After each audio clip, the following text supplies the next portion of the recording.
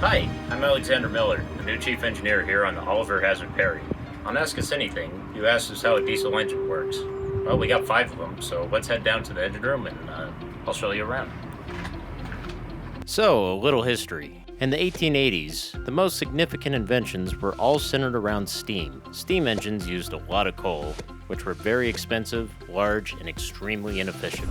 Rudolf Diesel decided there was a better way. By studying thermodynamics, Diesel found that he could make a smaller internal combustion engine that would attempt to convert all heat into work. The diesel engine was born. Because the diesel engine has the highest thermal efficiency, or engine efficiency, of any practical internal combustion engine, it proved to be revolutionary among the steam-powered engines of the 19th century. Diesel engines have changed the way that the world works, and they allow for bigger boats, more powerful engines, and more trading overseas.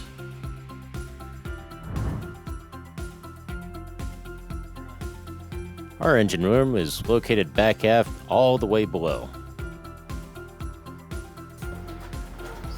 So now we're here down in the engine room. We got 5 different engines. This is our C12 Caterpillar main engine. It drives our propeller, and the port side actually has a takeoff where it powers a emergency bilge pump. We also have a second main engine, which is on the starboard side. Over here on the port side, we have a John Deere diesel engine that powers the electrical generator and power takeoff for hydraulic applications. And over here on the starboard side, we have the same John Deere diesel engine that also powers a generator and has the power takeoff for hydraulic applications as well. In the container back here, we have an emergency diesel generator, a Caterpillar engine, and if we happen to black out at sea, that would power critical operations such as communications, fire pumps, things of that nature. Alright, so the working principle of a diesel engine is returning chemical energy into mechanical energy. The chemical energy is inside the diesel fuel itself, and it happens when a reaction occurs, in this case combustion, when an explosion happens. So the mechanical energy output of a diesel engine is done by the shaft. The shaft is the rotational energy, which we call torque.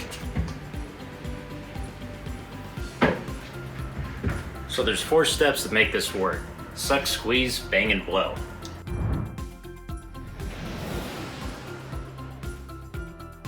The first part of the process is called intake. The piston is at the top of the cylinder, and the intake valves open. The piston moves down, increasing the volume of the cylinder. Because the intake valve is open, air gets sucked in and fills in the volume. The next part of the process is called compression. The piston is at the bottom of the cylinder. All valves close tightly. The piston begins to move up the cylinder, but the air has nowhere to go. Basically, now we're squeezing or compressing the air, which is also known as the heat of compression. Diesel fuel generally auto-ignites at 410 degrees Fahrenheit. Speaking of burning, the next stage is combustion. To make a big fiery explosion, we need a mixture of fuel, air, and heat. The fuel injector sprays in diesel in a fine mist. We have all the ingredients. Now we get to harness the power of a controlled explosion. Bang! The explosion now pushes the piston down rapidly. When the piston reaches the bottom, the exhaust valve opens. As the volume shrinks in the cylinder, the smoke will be forced out of the cylinder, clearing the way for the next cycle.